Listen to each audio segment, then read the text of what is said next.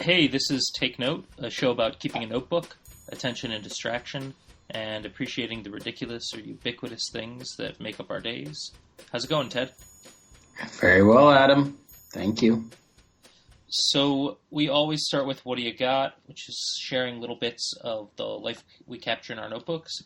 I secretly consider this our show's version of Talk of the Town. Ted, what do you got? I was I was out with the family. We just had a big burger lunch, and we were in it's like a shopping strip kind of thing. Popped into the Red Wing boot store, for example, to give you a taste of the randomness of the shopping center. There was a Red Wing boot store next to the burger store, and down the way was a resale shop full of wicker furniture and old lady shoes and just like a really bad book section, and but otherwise really pleasant actually. But we were all just wandering around, and I kind of ended up sidling next to these folks, and the lady, they were a couple rode hard, put away wet types. No, I don't. I don't. Did you say you know? Because I don't know. A little rough around the edges. Okay. You might say. All right. And she's saying, well, I took her lunch the other day, and she said, what are you going to bring me tomorrow? And I thought, man, you better, that kind of thing, like really trash talking. Uh-huh. And talking to a guy who was like, And finally she said, she came into the club room the other day with no pants on. What do you got, Adam? Poor woman. Well, what kind of hamburger did you get for lunch? Oh, really good. Bernie's Burger Bus is a Houston. It was a food truck, then it became a restaurant, and they actually have a replica food truck, which was a school bus in the restaurant. So it's all very charming. All right, sounds good. Mine is food related too. We went out for dinner with friends at this crowded Korean fried chicken place in Lakeview, Chicago, and the place was so crowded that I panicked first. Like I became inhospitable to my friends and just got in line and ordered my food, even though there was nowhere for us to sit. I was just in emergency mode. But that's forget that. It comes time to leave, and it's one of these restaurants where you're supposed to bus your own table, but it is literally so crowded, so shoulder to shoulder with people just in line or waiting to find a seat, that there is no way to walk to the garbage can at the front of the restaurant because of the crowd. Then there's people hovering over us as we stand up, like swooping in for our seat, and we keep apologizing as we leave for the pile of garbage made by 6 people that we have left on a tray on the table, because there is no way to take it away. So the people are really happy that they get a seat, because this is practically a fight for a seat situation. But I just keep looking in this place and like slowly walking away, wondering if their happiness outweighs getting stuck with our pile of garbage on their table. Like, chicken wings and chicken bones and stuff. One thing I'm over at this stage of my life is Say it. the process of figuring out whether or not one is supposed to bus one's own table in an establishment. Yeah.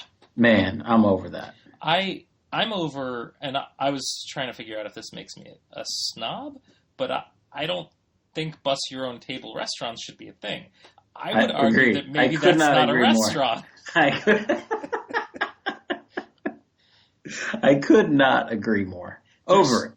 There's some really good casual places that are like that. I know that, but I'm gonna say they're all not restaurants. I mean, there's the order at the counter and go and sit, which I feel like that's on the edge. That's the boundary line. I mean, because maybe it's faster. You don't have to tip and all that. That's fine.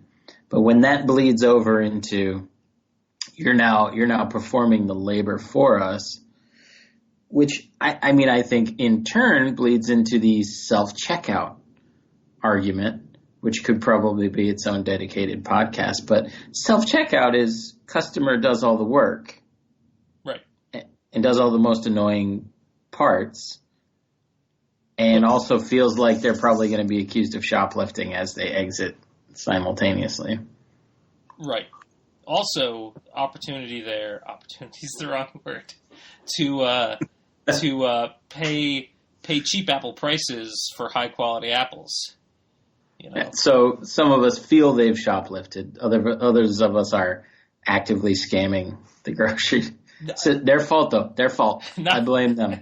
Not actively scamming, just the realization that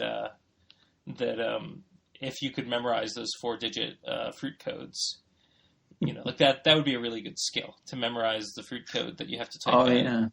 You know, that's a good point. Like I should have in my notebook all of the cheapest codes per produce in the thing, so I can memorize. Yeah. You know, a Macintosh instead of I don't know. You know what you got to do? You got to befriend one of those cashiers. Get someone on the inside. I got 4545. That's bok choy. You know, I know that because I bought some bok choy tonight. And one of the cashier was like, "Oh, what's the?" And the bagger was like 4545 bok choy.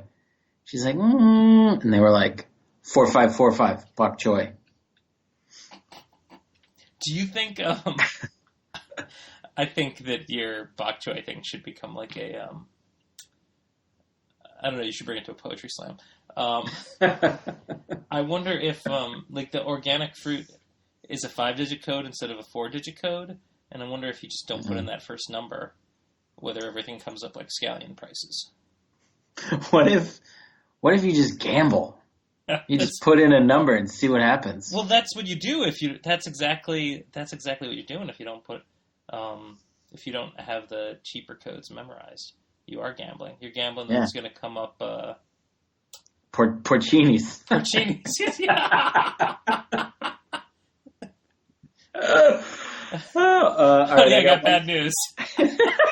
I did our little thing, and we don't have any money left for the week because I spent $700 on watermelon.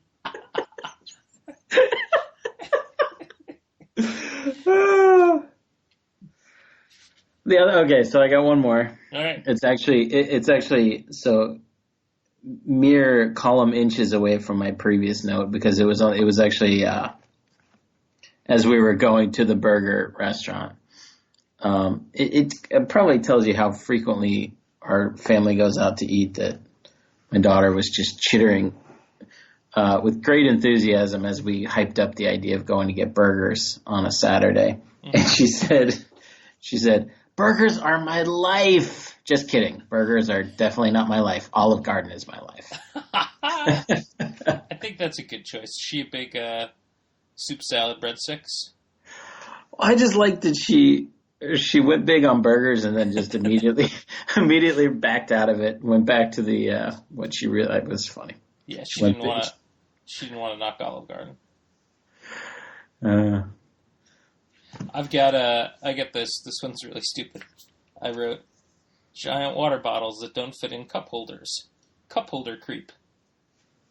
Like they're going to have to make larger cup holders as our water bottles all get bigger. How big's your water bottle?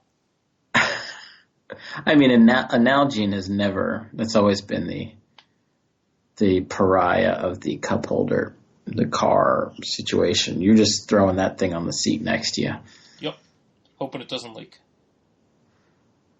And there is the reverse engineered, like, big gulp, right? With the cup, the bottom of the cup is narrow and the top of the cup balloons outward. Mm-hmm. But you're talking water bottle. Right. Which is inherently a pretty high expectation that your water bottle will fit into the cup holder. It's not a bottle holder. It's true. I have a very strong big gulp memory that I'm pretty sure I shared on our previous podcast 10 years ago.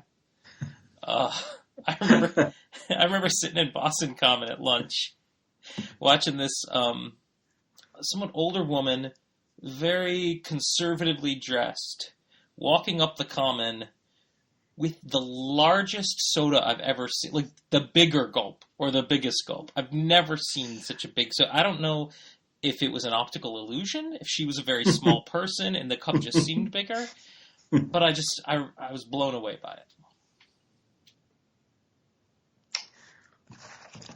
What do we got in the culture? What are our recommendations this week? What have we been soaking in? Well, I've been working on a couple books. I just finished The Last Interview with James Baldwin, which is a collection of interviews with James Baldwin, and including the last time he was ever interviewed. That sort of starts a little sad because the interviewer learns that he's dying basically upon arriving, learns that James Baldwin's dying, and I did write this down, which isn't funny, but this quote that was sort of prescient. This is 1986 or 1987, and the writer wrote, one of the last things James Baldwin said to me was that he hoped that I and the other writers would continue to be witnesses of our time, that we must speak out against institutionalized and individual tyranny wherever we found it, because if left unchecked, it threatened to engulf and subjugate us all, the fire this time, which seemed very in the moment, despite the fact that it was from 1986 or 1987. You got that Hillary thing, man. You need to let it go. All right, she's not. She's not the president. I don't know why you make everything about politics, man. That sounds. I mean, it's probably the opposite of actually what I'm reading right now, because what I think about is the book I'm reading. It's a Larry McMurtry book from the 70s called Moving On, which is utterly sort of devoid of politics or really even anything important at all. It's like 800 pages long. I am 476 pages in, which as a relatively slow reader, I have dedicated myself to finishing this thing in a way that is uncommon for me. Uh-huh. It's particularly since almost nothing has happened in the entire book. But what I'm realizing about it is it's a chronicle of, like, what it really does more than anything else is sort of narrate the emotional journey that someone might go on in a given day. It's 800 pages on a given day? Well, no, it's many, many days. Okay. So it's many, many, many of these. Like, he writes in this style that I almost feel like I've never read before. He'll say, she felt a little bit buoyed with the beginning of this conversation in which he said, he really would take her to the rodeo.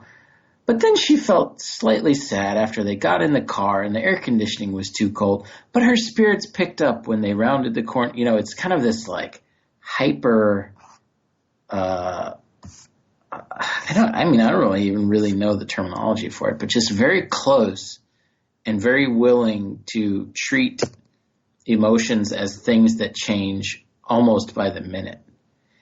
And I think the reason that's interesting to me on our podcast, Take Note, is that I actually thought to myself, what if maybe this is true. Maybe he's right in reflecting it this way, that there's not these grand arching, brushstrokes of decline and then majesty. But it inspired me to actually take a emotional journey at the end of a day, kind of track my own emotional roller coaster ride, quote unquote, and see what happened.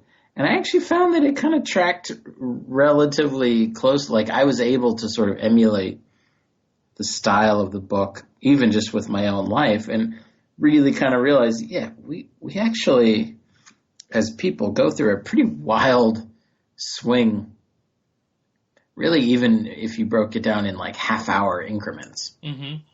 So were you really able to recollect a lot of your emotions throughout the day?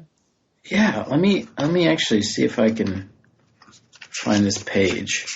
I probably should have found this already. I mean, I'm not going to read the specifics, but let's see. Maybe I can't find it. Isn't it charming, though, at least to hear the paper, yeah. The paper rustling. I'll distract you with that. Oh, here we go. Okay. At work, felt like I made a decent decision about bedtime. Got woken up, was frustrated when I got woken up when I was snoring. Didn't even realize I was snoring. Calm at breakfast time. Got a little upset when this thing happened on the drive into work. Such as, it was like, but it really, I mean, I was sort of surprised at the fluctuations, really. And it's just nothing I would think about of like, wildly swinging to uncontrollable degrees, but I don't know. It's a book that's making me think about that, which it's probably is its primary value. Oh, that's interesting. That sounds good. I'm going to try that. It reminds me that yesterday I was in an all-day thing at work. The agenda said lunch from 12 to 1, and we were behind a little bit, and they decided that we'd all just have a working lunch, and I think I had an outburst. They were like, "Is everybody okay with that?" And I was like, "I'd love to walk around and stretch my legs." And my boss goes, "Well, yeah, sure. For how long?" I was like, 45 minutes. He goes, "You can do that. We're going to keep having our meeting." So I have one other thing in the culture. You know that I have a love of Terrace House, Boys and Girls in the City. I don't need to explain what it is. Everybody knows that it's the Japanese reality show on Netflix. And I realized that I've gone through. I've captured much the same way that you actually have captured your emotions throughout the day. I have realized that I have gone through certain phases with the show in the last 2.5 weeks that I've been watching it. The phases that I think might echo the same phases of an addiction. Uh-huh. So the first, joy and euphoria, and what a wonderful television program it is. The second, zealotry, trying to tell everyone about it and getting them into it and insisting that they take part as well. And then currently, I'm in this sort of just dead-eyed and need another hit phase, where the quality of the show I don't think has changed, but now it's just about watching another episode. It's not really about appreciating it. It's about, finding out if Amram is going to fit into the house as well as Uchi and Minori did. And at all times, just like an addict, I just can't stop talking about the thing I'm addicted to. Is it, is it the fact that it's Japanese? Is that lending... It helps. A certain, yeah. It's interesting. You're seeing a different culture. They go to a weird restaurant. They go to a restaurant. I mean, weird. I don't mean to be... You tell me if this is unfair, if I'm being... if I'm attacking a different culture, but... they go to a restaurant where they're catching their own fish with fishing poles and then getting it cut up into sushi. Maybe that's not right for me to say weird, different, but there's definitely that. Then it is just the characters act in ways that you wouldn't expect. And so there's a twist at the end of every episode. But they're all emotional twists, kind of. Their interests lie in places you wouldn't expect. It's a very good show. Well, I think the appeal actually sounds kind of similar. Yeah, to the McMurtry book is what I mean there. Like the tracking of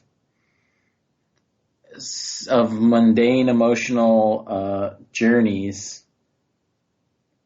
I don't know. What else can that be? What else is the point of watching that show other than to place a great deal of importance on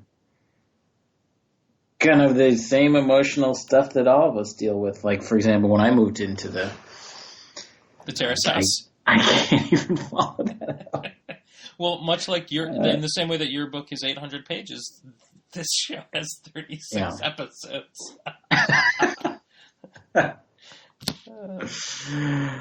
All right. What else we got? Well, Ted, we always talk about the tools we're using to take notes. Indeed. Any change in your setup? Well, the in the weeds thing that I've experienced lately is I got my field notes. They go in my back pocket, day in, day out. That's where those are the pages that I'm leafing through. What I've done lately is designate a certain number of pages for tasks, like daily tasks. So I'll block them out when I start the notebook, and then the rest of the book is for notes of the variety that we've been sharing with each other. Now, what I've discovered is that I have not found the right balance between number of pages to designate for tasks and for notes, because in my most recent book, I blew through the note-taking section, and I've got 8 blank pages of tasks sitting there, and now I'm at this crossroads where I kind of need to start a new book to have more note-taking, but I still need to keep this old book going because I got all these blank pages that need to be filled with tasks. So I actually did the classic thing of bring in another book and connect them at their binding with a rubber band. So I'm kind of, I've made it a Voltron field notes, which is not unusual if you spend a little time in the Facebook group. That kind of thing goes on all the time. But it's this task versus note balance that is my tools quandary at the moment. All right, cool. Yeah, I haven't seen that done with a rubber band, or if I have, maybe I didn't realize people were doing it with the rubber band. That's cool.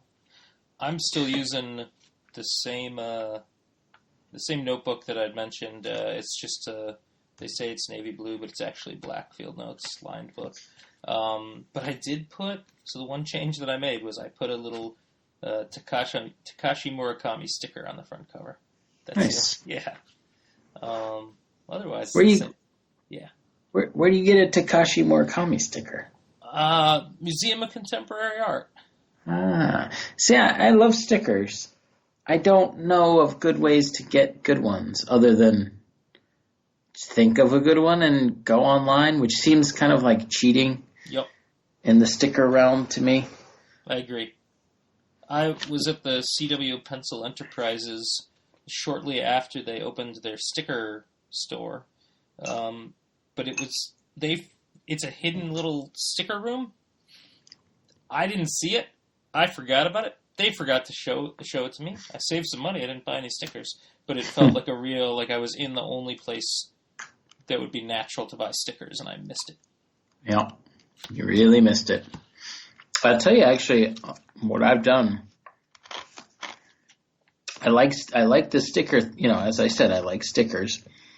But rather than wait around to find stickers, I just I made a little Photoshop page. Went on the internet, Googled some stuff I like, got some images, printed them out on office paper, cut them out and glued them to my field notes. Nice. And I'm a little bit like, yeah, that might be enough for me. I don't know if I actually need a factory produced sticker product with adhesion that somebody else has decided is cool. I go out and make my own little stickers, and it's doing me just fine. What kind of sticker did you make? I made a sticker from some of the merch from Oh Yeah Dude, one of my favorite podcasts. I printed out a picture of my grandpappy who played basketball at Kansas. Just printed it. It was like I scanned it a long time ago. I just printed it out and made a little sticker out of it. Nice. Made a little Wilco bottle cap sticker thing. But they basically they're not as vibrant, they're not like super polished or anything, but they just kind of serve that same role as that a sticker does. You just get a little Elmer's glue, cut it out, stick it on there. That sounds great, except for the glue. I feel like Glue was those are my 20s. Those are my glue days. Now I'm all self-adhesion.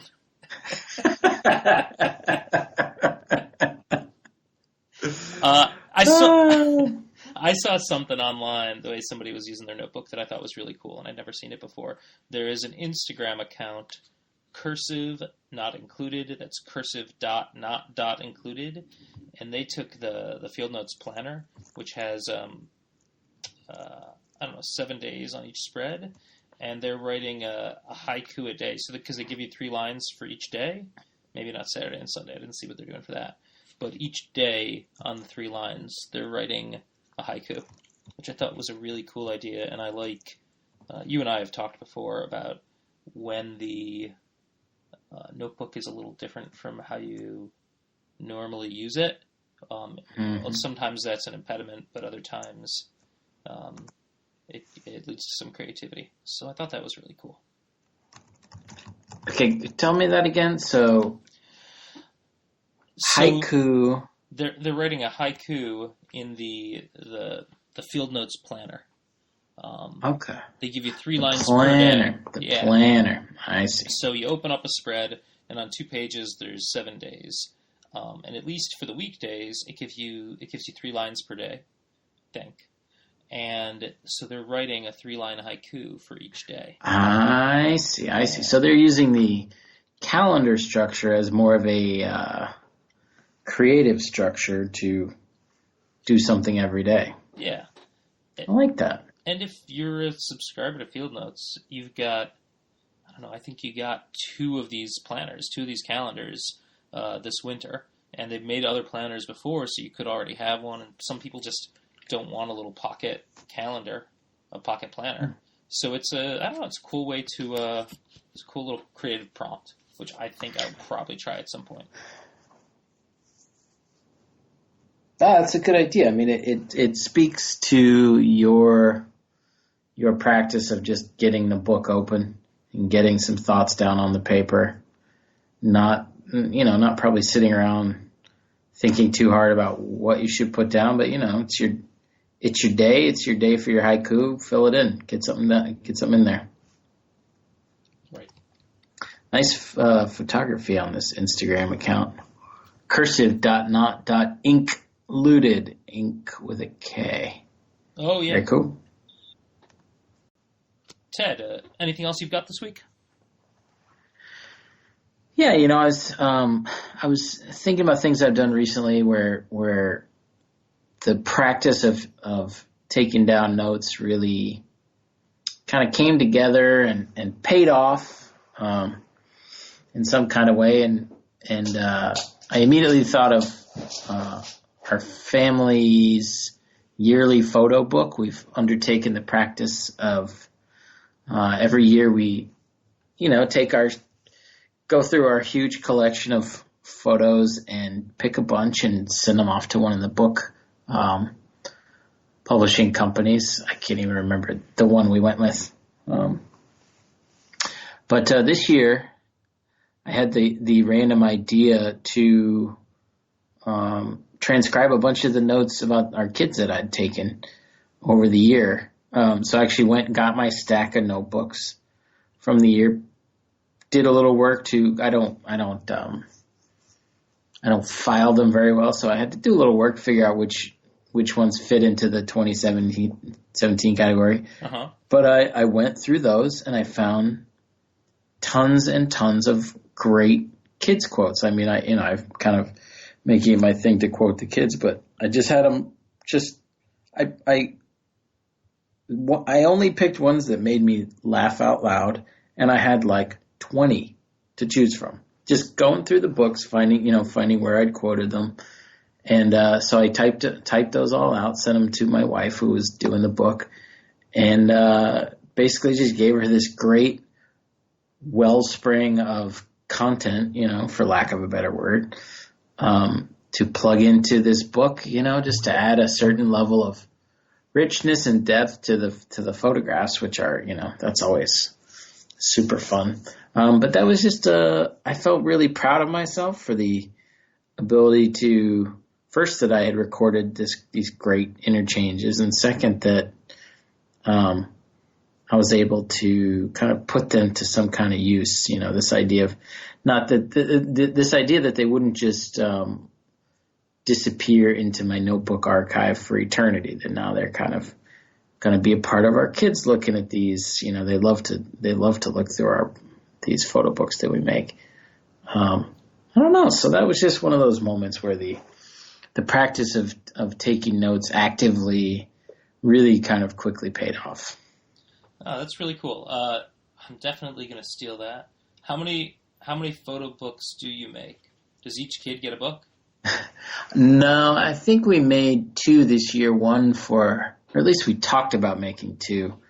One for just general use, actual reading, and one to throw in the safety deposit box, or kind of the archival version. Nice. Yeah.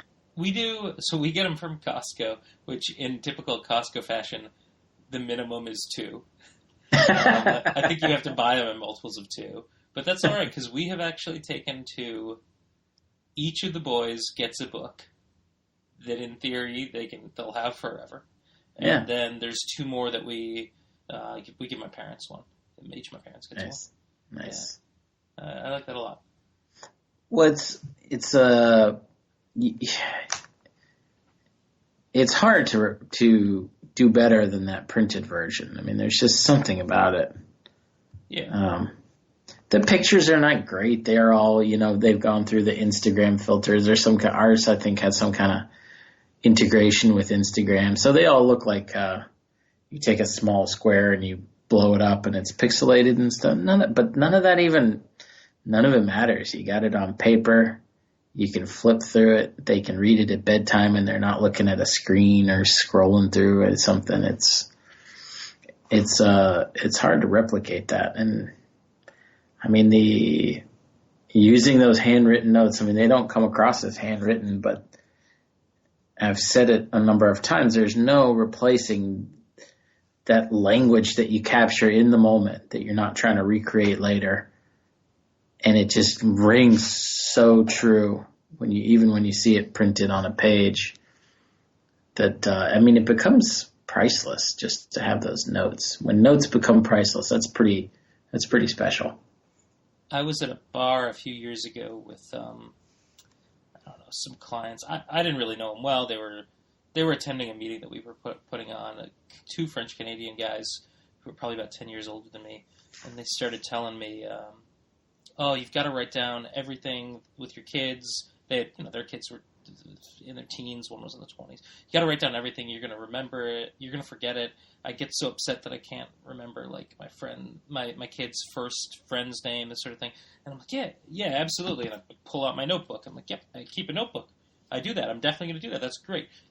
And they were a little drunk. No, you have to write down everything. And I was like, you are talking like we're on the same wavelength. You don't have to sell me on this. I'm showing you. I've got a stupid notebook in my pocket. They were very insistent. Did they?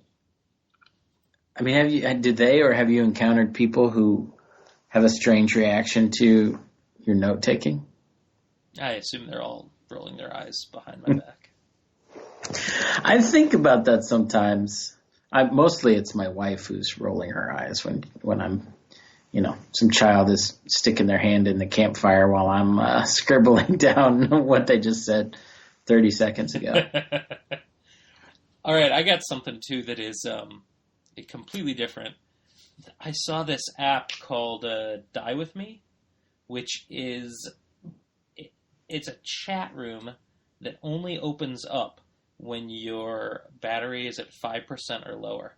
So it's when your phone battery or iPad battery is 5% or less, there's a chat room that opens up that I guess you can see whatever anybody else wrote, and you could have some sort of chat with someone else who's in the same situation.